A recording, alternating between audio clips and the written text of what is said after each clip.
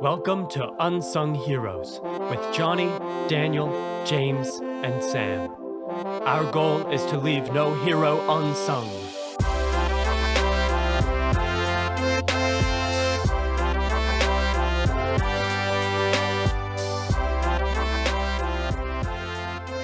Welcome to the Unsung Heroes podcast. I'm Johnny, and I'm joined here with some friends.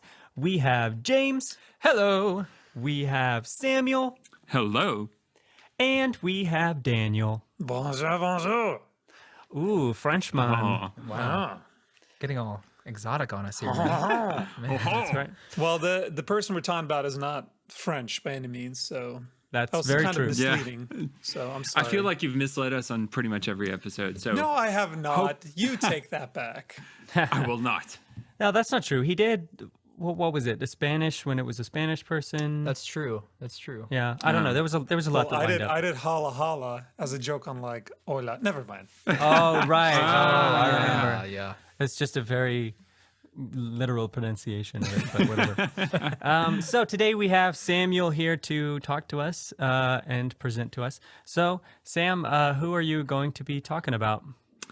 I am going to be just sharing with you guys about a man named Zheng He. And he's quite an interesting figure. He's from China. This isn't in modern days. This is around the 1300s, 1400s. So definitely got an interesting episode for us with Zheng He and his adventures around China and around the Indian Ocean. Oh wow. Nice. Yeah. We don't have too many like super early heroes, so this is I kind of know. cool.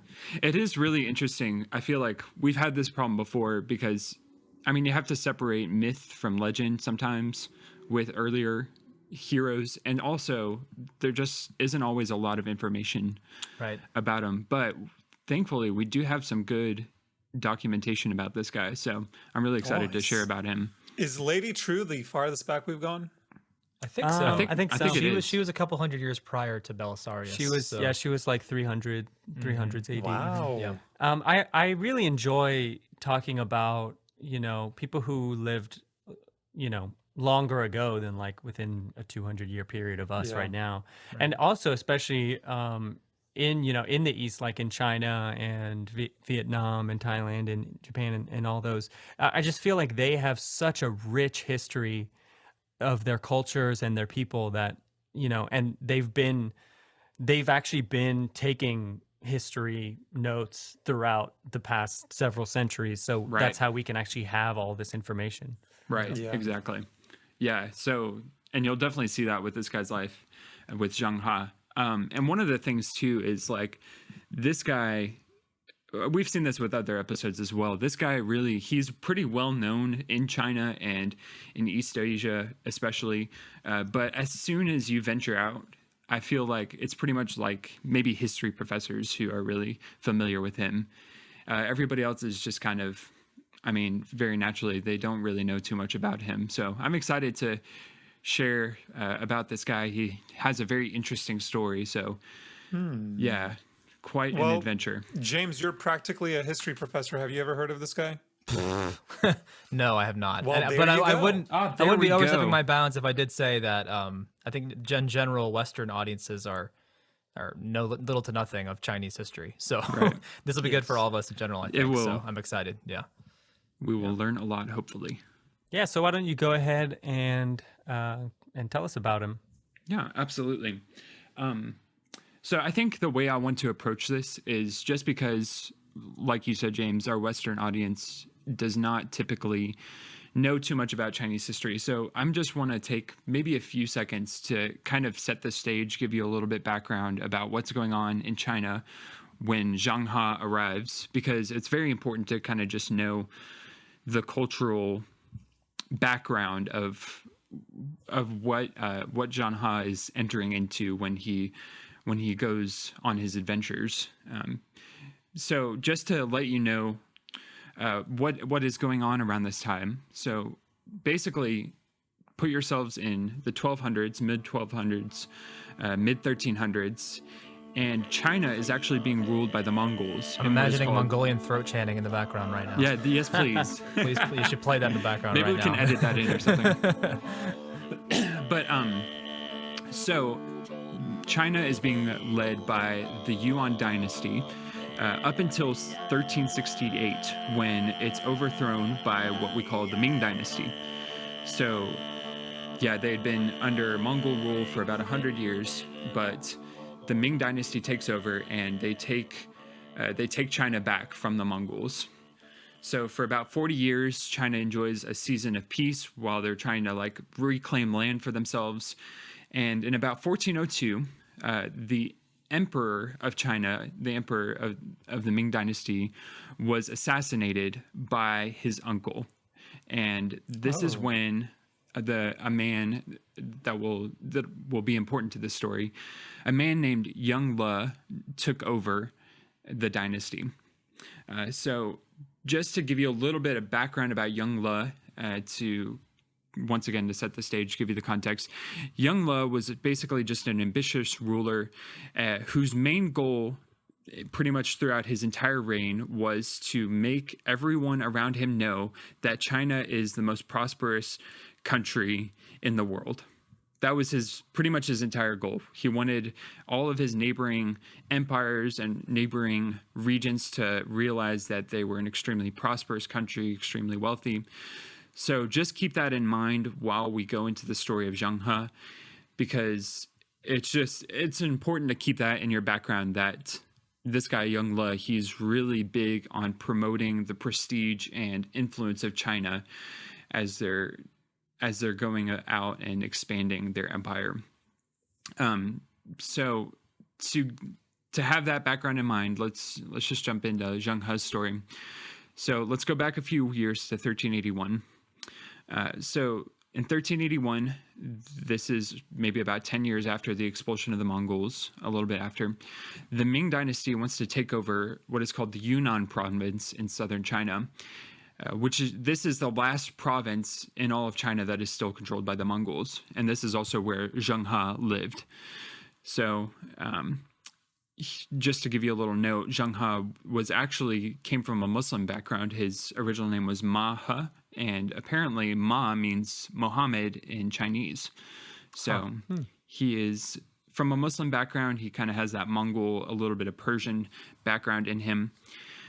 But when he was 10 years old in 1381, the Ming dynasty came into his province and they started to overthrow it and started to attack his province. Apparently, there's a little bit of a story. I don't know how true this is, but a Mongol general came up to him when he was 10 and said, "Hey, can you take me to your leader?" And Ma He responded, and he said that their leader had jumped into a lake. And so I don't know what he was exactly thinking about that. So what was he like lying to him? Yeah, he was lying to him, basically. He was just saying, he went to the lake, so just go that way. Yeah, go swim deep down under there and wait for a long time. You'll find him. You just stay down there. Just really get in there, you know? But you could just imagine the general looks at him and he's like, okay. So unfortunately, he gets captured. That little ploy did not work.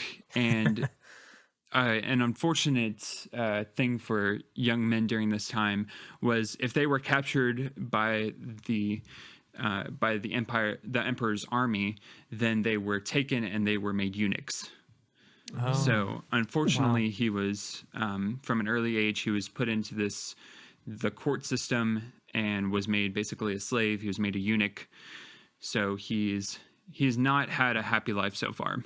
Oh man, wow, that sounds very rough. Yikes. yeah. Yeah. So he basically, after being captured by the Ming dynasty, by the emperor's army, he's taken into their service, because the eunuchs, they were basically taken in almost essentially as slaves, kind of as just being captured, and they're being trained as kind of guards for the emperor. And so for the next 15 to 20 years, Zheng He works his way up, and he begins to be noticed by a lot of the head officials. For one, this guy ends up being about 6'5", which, Oh if you my think gosh. about East Asia, that definitely is going to be standing out just a little bit. That's insane for that time period in general. Yeah, I mean, exactly. One number I know, I think the average height of like a Scandinavian Viking, who we consider like, they were big and tall, is like 5'9". That's the size of like my Oh, wow. wife's that height. That was like really tall for back then. Yeah. And for somebody to be 6'5", like, Yeah. how do you not stand out at that point? No, Like, seriously. oh my gosh.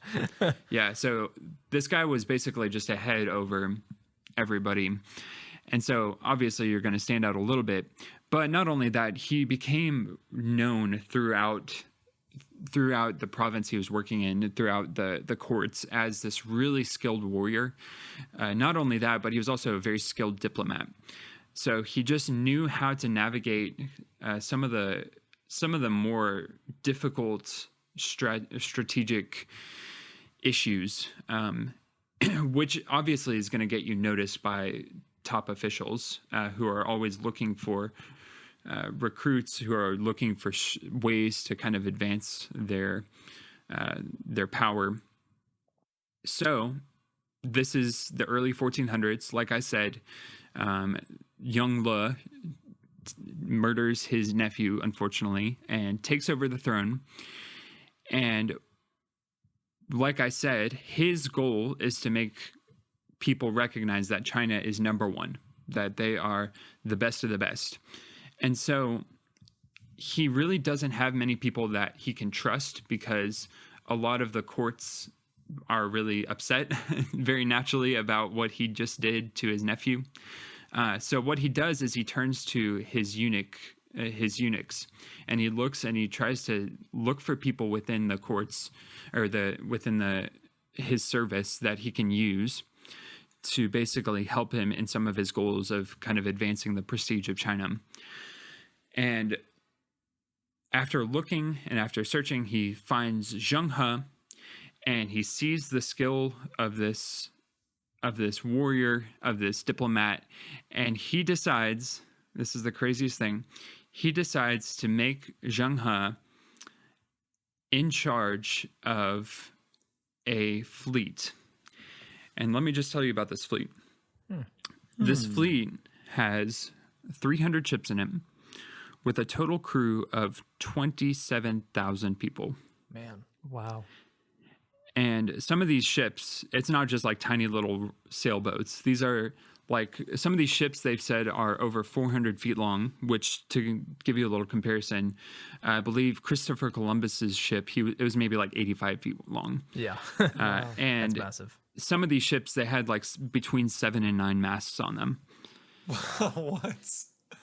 So don't ask me why. I'm still like, when I was reading this, I'm like, this seems like kind of a big thing to give over to a eunuch that you might not really know too well. But apparently he was just so impressed. He wasn't even like qualified for this, right? Well, you Yeah. think about it. Again, I don't know this necessarily, but if he's looking to his eunuchs, that probably implies he wants to put somebody in a position of a power and authority who's competent and is not going to be a potential rival to himself. Right, exactly. Which in that day and age, your ability to produce progeny was deeply tied to Offspring.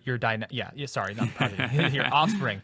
The production of offspring was deeply tied to important for dynastic power. making dynastic right? Yeah. And dynasties. so Yeah. people, if somebody can't have a child, right, it's like they're not going to take the throne for themselves in order to establish their own dynasty, because they have no children to pass it on to necessarily. So I think maybe that's one of the reasons why he considered his eunuchs. I think that's probably one of the biggest reasons. Honestly, eunuchs were made eunuchs because of that very reason. Right.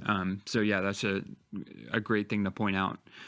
Because yeah, I mean, he needed somebody he could trust with this amount, and his courts were definitely not trusting him at this time, and he didn't trust them. His courts Right. were full of men who could produce offspring, so it's like, Yeah, nah, dude. Yeah. pretty much. Yeah. Yeah.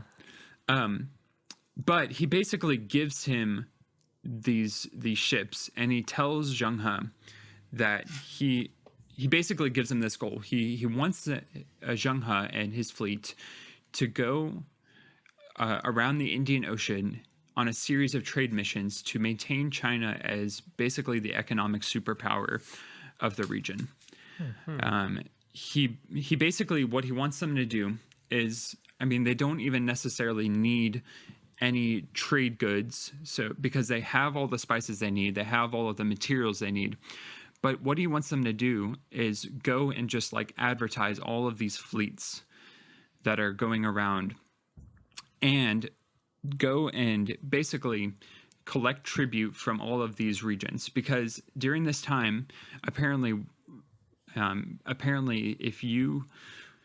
if you wanted to trade with China, you had to pay a tribute, which required sending an ambassador, or even if you were a prince, even going yourself to the emperor and like bowing down in kind of a humiliating stance and saying that China is the best and your country is not as good as China's. So he wanted that street cred, basically. He's Yeah, like, "We're gonna basically. make it," And yeah. and so if you paid that tribute over to them, then you would get the opportunity to trade with those Chinese merchants.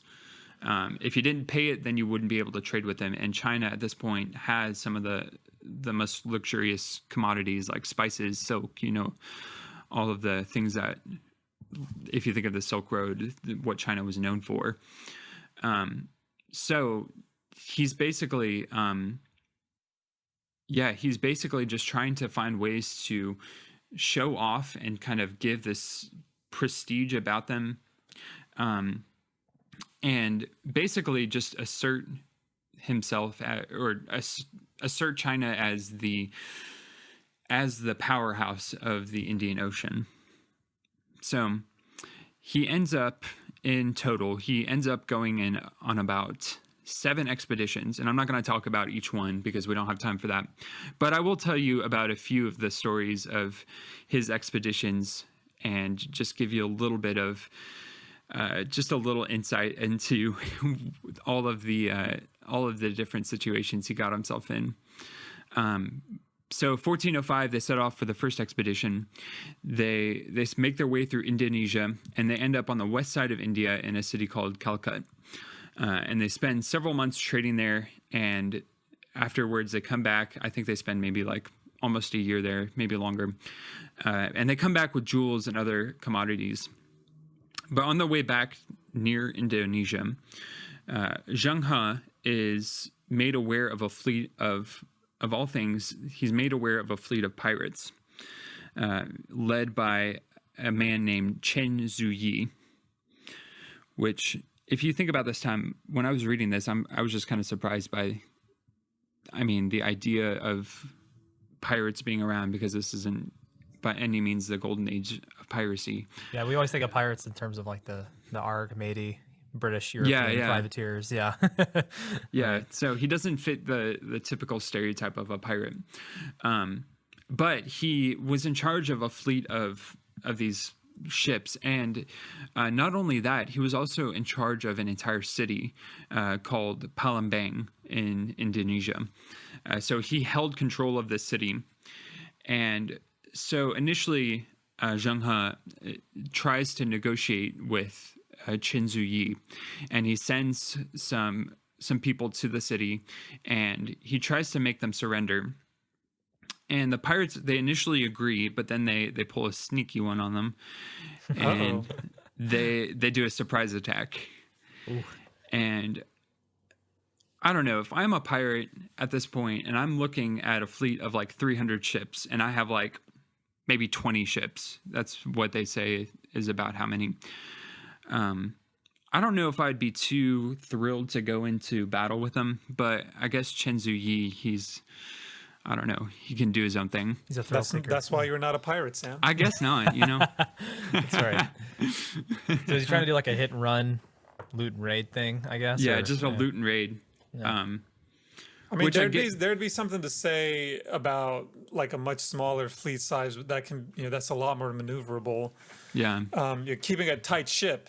I'm sure these shell, 300, 400 foot vessels are difficult to, move quickly in some senses. So yeah, that's fair.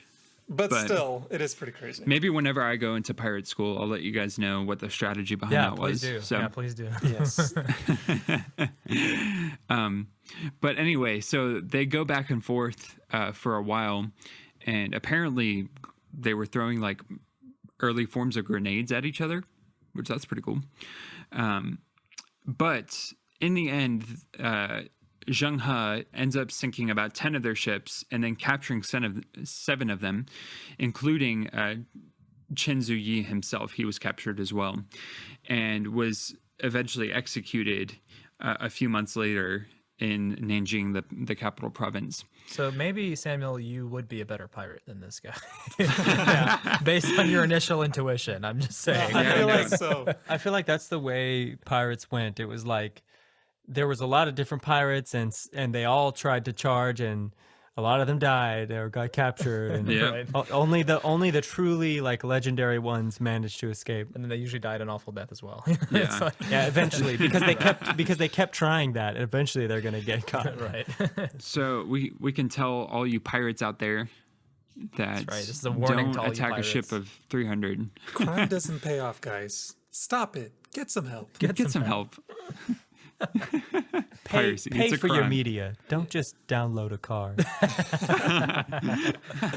I love that commercial. It's a crime. But in the end, this actually ends up being a really great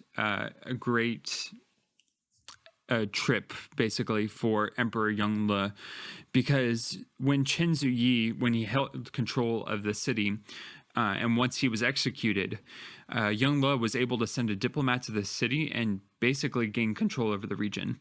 So while the trip wasn't necessarily to go and like colonize, that was not the intent of the trip, to go and colonize these different areas.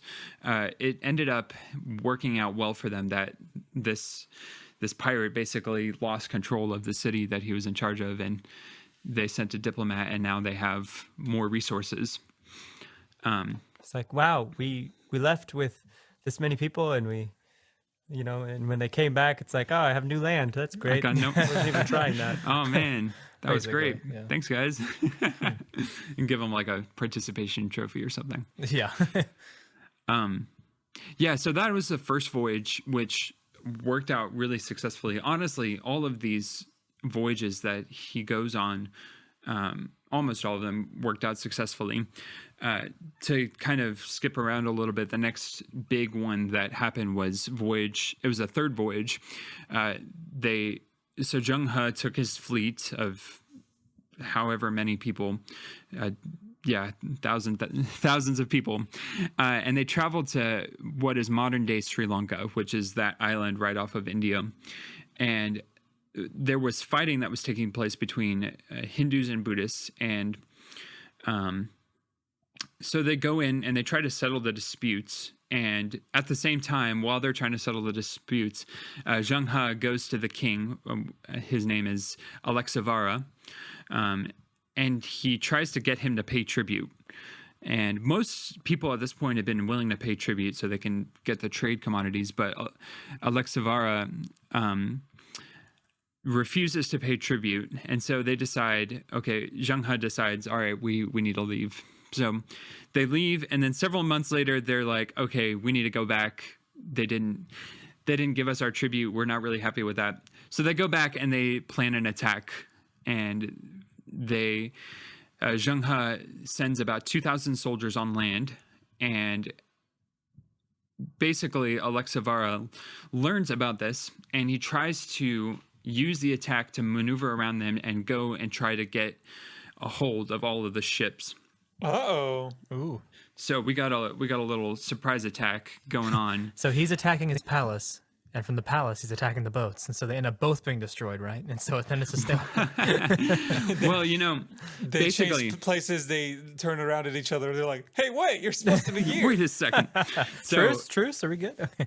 initially, though, they weren't attacking the capital city. I think they were just, I don't know exactly what they were attacking. Initially, I'm not sure exactly what they were attacking, but Alexavara decided he was going to use most of his forces to go and attack the fleet, which left their capital city wide open. So basically, all Zheng He had to do was he went into the capital city and barricaded themselves in, I knew it. So the Alexavara's people had to basically siege their own city in order to kind of defeat those troops. You cowards! You cowards! Every time there's a siege of any kind, we just whip out the "you cowards." I know. Man, that's actually that's gotta really be awful for the king, because he's, when you're invading your own castle, it's not like you can just go all out and destroy the city, true. because Yeah. it's your own city. You can't really And the do that people- because it's your people. And then additionally, the people defending the city don't really have to care much about how they maintain true. or care for the city Like itself. they don't have to take as many precautions Yeah, Yeah. in defending. Yeah. That's crazy. Yeah. Which basically leads Zheng He to winning that battle as well. Which, keep in mind, this is all coming from basically from a eunuch whose prior training was, in the courts. Just And- being tall. Yeah, being tall and being... Just looking down on I everyone don't know. else. I personally wouldn't refuse to pay tribute being commanded by a man who's 6'5", It's just I know. like, whatever you say, sir. Yeah, That's funny. exactly. So Voyage 3 ends up being a success. Alexavara is captured and a new king was put in place who did pay tribute to China. So they're getting their tributes, they're getting their gold. It's going really well for them. Just to tell you just to tell you about this next one. So Voyage 4, they travel to North Africa. And this one is interesting because they're gifted, among other things, they get like jewels and carpets. But along with that, they're also gifted with lions, leopards, and giraffes. Sounds like a knockoff of lions, tigers, and bears. Oh my! And giraffes. And giraffes and leopards. No. And Had they heard of these animals before, Samuel, or seen No, them? they had not. Wow. Or if they had heard of them, they had never seen them in person. Man. So this basically turns into the Chinese version of Noah's Ark, because they start loading up all of these animals to bring back. And so just imagine you are a Chinese citizen and these ships arrive and you see a giraffe for the first time. Like, how true. on earth would you respond to that? my goodness. Yeah, it would be real freaky. Yep. Look at the neck of that thing. But because that's basically what people did when the fleet first arrived. They saw these giraffes and they flipped out very naturally. That's such a weird thought for us to think about, like being introduced to a bunch of animals we have no just picture of in our minds. Right. Yeah. Because obviously, because of the internet, we can see all sorts of animals. So I just can't imagine Yeah. what it must have been like. So basically, the people were freaking out about the giraffes, and some people actually thought of it as like a sign from the deities, from the gods, of favor upon Yongle's reign, because for some reason they thought the giraffes reminded them of some spirit. I'm not sure exactly on the details of that, but the long story short, they really were overwhelmed, and these animals actually added to the prestige that he's really trying to build for himself, and he's investing a lot in.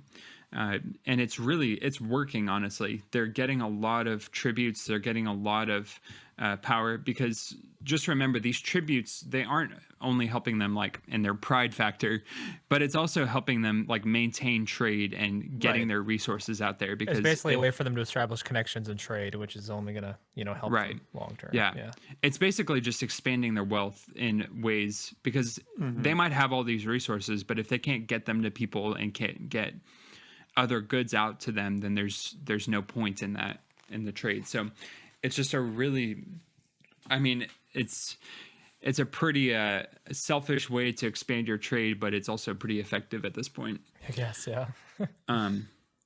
So the rest of his voyages in the long run, they basically follow this pattern of going to the settlements, they're collecting the tribute, they're getting other goods, they're adding animals to their collection, and then they would ensure that other people were making their tributes as well. And if they weren't, then sometimes they would attack them, sometimes they would try to negotiate with them. And he eventually ends up making his way all the way to around South Africa, which this is at this point the farthest that any Chinese traveler had ever gone in terms of like Africa. Man, and that- just This in that was before they were colonized at all, so it would have been just the native Africans, not right. It would have been the yeah. Native Africans. Man, Zheng must have had like the coolest zoo at this point. I know. Got stuff from South Africa, from North Africa, from Oh, yeah. it's crazy. Yeah, They had quite a zoo at this point. Yeah, for sure. Yeah. And they, they're just adding to their wealth. And when I read about this, I'm just really impressed by Zheng He's ability to kind of work his way through these different situations with little experience to work off of. I mean, he ended up doing this about 6 or 7 times. So he gains experience with each one, but especially in the beginning, he's just kind of going off of his instinct in a lot of ways. And he ends up making it very successful. But unfortunately, in 1424, his patron, Zheng He, died. And the next emperor basically decided that all of this advertisement that Zheng He was big into isn't really worth it for them. And so they decide to cut off these ships and these fleets, and basically invest in other things. So in a lot of ways, this was kind of the height of Chinese expansionism, where they're going and trying to establish trade along the Indian Ocean. That was kind of like the golden age of it, and then it kind of dwindled from there. In 1431, actually, there was another emperor at that time, and it was a grandson of Zheng He, and he wanted to honor what Zheng He tried to do in kind of building up this prestige. And so he got Zheng He out of retirement at age 60. coming out of retirement. I'm too old for this. every time. Too I old know. for this. I feel like every other hero we do is like retired and has to come out. He has to come out of retirement. Unfortunately, he was too old. He was actually too old for it this time. I'm too old for this. What? So he did go on the voyage, but he didn't make it back, unfortunately. Oh. So, so some sources, they're not exactly sure where he ended up dying, but a lot of people say it was in Calcutta. And after that, with Zheng He and Zheng He both passed away, there was no group to really continue it, or no desire really to continue doing the expansions. And so they decided to disband the fleet, and they invested in other cool things like the Great Wall of China. Oh. So that is the rise and fall of Chinese trade and Zheng He. Wow. Yeah, that's so interesting to hear about how even that many years ago they were like trying to build up this economic powerhouse.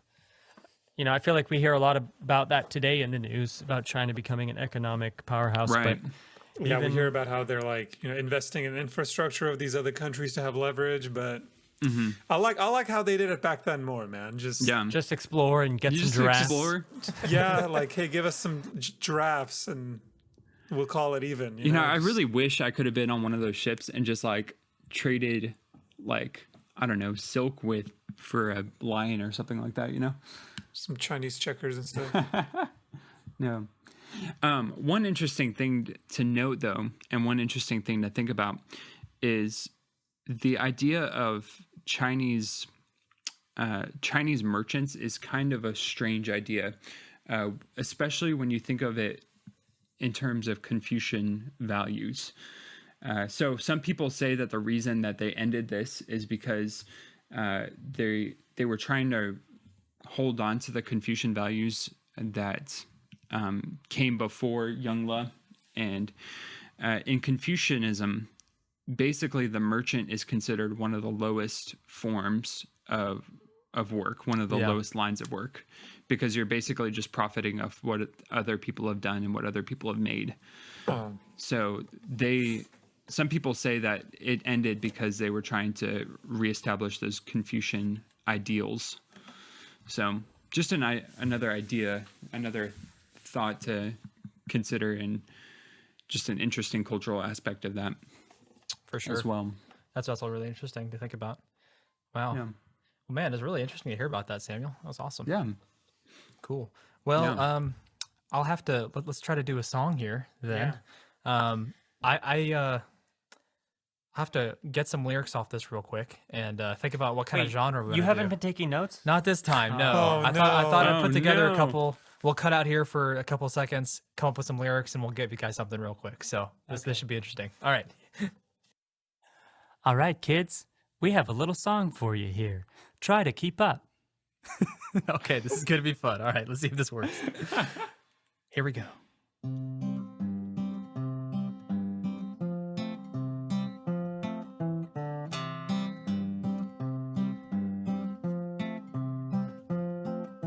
A servant of the king, he was chosen to lead a fleet across the world to get some giraffes and tribute for the glory of his country. Youngly wanted to flex on all his haters, so he sent a eunuch to trade with them, but some pirates tried to rob him, so he killed them for the glory of his country. But Youngly was killed, so it ended, and he really should not have come out of retirement, but for the glory of his country. But his Youngly wanted him to come out of retirement for the glory of his country. Oh my Okay. There we go. That's how many key changes can we get there? Oh, It keeps gosh. going like that. So just Please just fade it out right there. That was fantastic. yes. Well, yeah. Thank you so much, Sam. Unfortunately, while we were rehearsing that song, Daniel cut out his internet. His internet cut out. He cut out his internet. He was just He'd done. had enough. As you could tell, that song was so goofy. He was He was done. just He's done. like, I'm out. No, his internet cut out on him. So he's not here anymore. So long, Daniel. We'll never talk to you again. Goodbye. guy. Just kidding. He'll be back next week. But unfortunately, he's not here to sign off. But we are, so we'll sign off for him. Any other remarks before we do that, though? Well, exploration's a pretty incredible thing, especially when sung to the tune of a hillbilly hick song, I guess. Is that the genre we were going to? That's right. Yeah. Exactly. Man. It's the best way to memorize historical facts is just to Absolutely. sing about them. I would agree. Yep. Alrighty then. Okay, Daniel is texting me and he says to say goodbye for him. So goodbye, everybody. Bye-bye. Goodbye. We'll see you next time.